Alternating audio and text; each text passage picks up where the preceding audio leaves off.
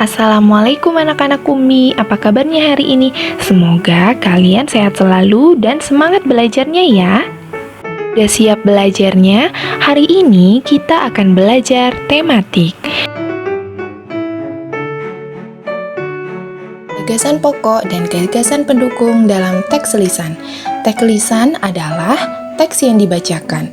Gagasan pokok dan gagasan pendukung dalam teks lisan ditemukan dengan cara menyimak. Menyimak itu apa sih? Menyimak mendengarkan dengan seksama hal yang dibacakan atau dibicarakan. Nah, anak-anak Umi, mari kita perhatikan dan membaca seksama contoh teks bacaan berikut.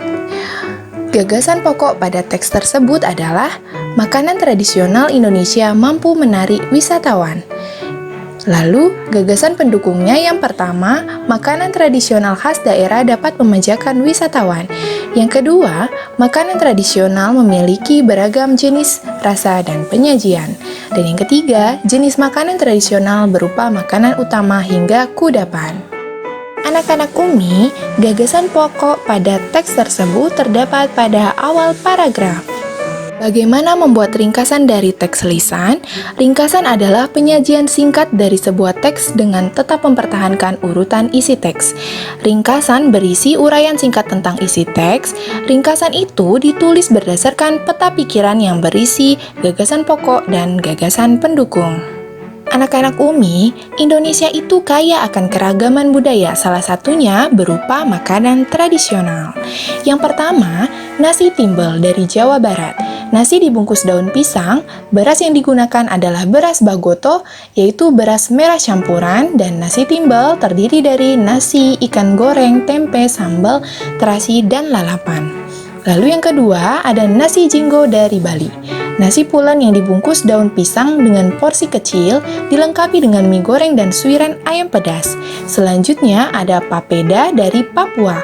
Papeda terbuat dari bubur sagu. Papeda memiliki rasa tawar, disajikan dengan tongkol atau mubara kuah kuning. Terakhir, bubur Manado dari Sulawesi Utara. Bubur putih yang berisi campuran jagung manis, labu, kangkung, bayam, dan kaldu ayam. Bubur Manado juga dapat disajikan dengan suiran ikan cakalang goreng. Nah, berikut bentuk-bentuk keragaman daerah asal. Keragaman dari setiap daerah meliputi suku bangsa, bahasa daerah, rumah adat, pakaian tradisional, alat musik, dan agama. Selanjutnya, kita akan mempelajari pemantulan dan penyerapan bunyi. Bunyi dapat dipantulkan jika mengenai benda keras seperti kaca, dinding, dan logam. Dinding yang terbuat dari susunan batu bata dan semen dapat memantulkan bunyi. Bunyi dapat diserap jika mengenai benda lunak seperti karpet, karet, busa, dan kertas. Lantai dan dinding ruangan pertemuan dilapisi karpet, tujuannya untuk menyerap atau meredam bunyi. Suara dari dalam ruangan menjadi tidak bising atau terdengar hingga keluar ruangan. Berikut adalah pemantulan bunyi. Yang pertama, bunyi pantul atau memperkuat bunyi asli. Contohnya seperti kita bernyanyi di kamar mandi. Lalu yang kedua, gema, muncul setelah bunyi asli. Biasanya, gema terdengar pada ruangan kosong atau goa. Yang ketiga, gaung. Gaung terdengar bersamaan bunyi asli. Kerjasama dalam diskusi. Diskusi adalah pertemuan beberapa orang untuk bertukar pendapat mengenai suatu hal. Diskusi merupakan salah satu bentuk kerjasama. Dalam berdiskusi, kita harus menghormati pendapat orang lain. Setiap pendapat memiliki kelebihan dan kekurangan dan saling menghormati perbedaan pendapat. Manfaat saling menghormati pendapat dalam berdiskusi. Yang pertama, akan terciptanya kerukunan dan kebersamaan. Lalu yang kedua, menambah pengetahuan. Yang ketiga, permasalahan lebih mudah diselesaikan. Yang keempat, kita akan dihormati orang lain. Dan yang kelima, menghasilkan kesimpulan yang adil. Nah, tujuan dan manfaat kerjasama, pekerjaan kelompok akan cepat selesai jika dilakukan dengan bekerja sama. Tujuan kerjasama adalah mencapai kesepakatan bersama dan menghargai satu sama lain. Berikut adalah manfaat lain kerjasama, membuat pekerjaan menjadi lebih mudah, membuat pekerjaan cepat selesai, menyelesaikan kesulitan bersama, meningkatkan persatuan dan kesatuan. Nah, anak-anak Umi, berikut adalah permainan tradisional perorangan. Umi akan memperkenalkan satu-satu ya. Yang pertama, engklek.